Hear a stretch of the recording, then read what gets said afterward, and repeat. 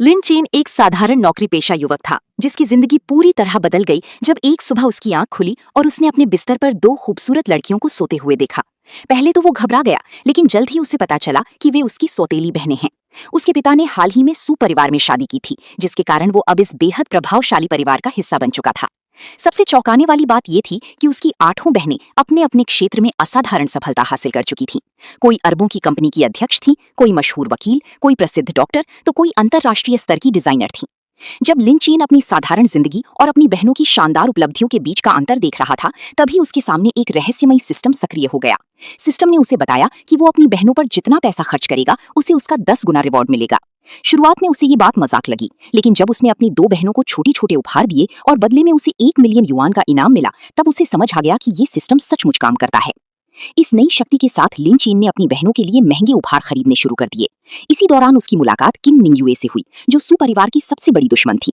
वो लंबे समय से सु परिवार के बिजनेस पर कब्जा करना चाहती थी और हर मौके पर उन्हें नुकसान पहुंचाने की कोशिश करती रहती थी।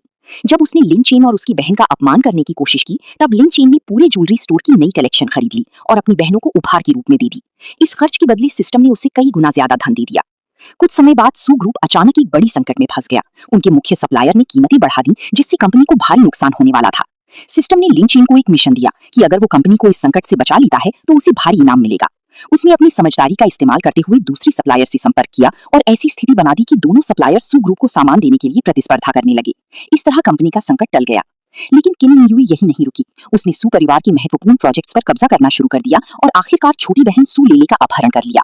उसका उद्देश्य सु परिवार को मजबूर करना था ताकि वे अपनी कंपनी और संपत्ति उसके हवाले कर दें।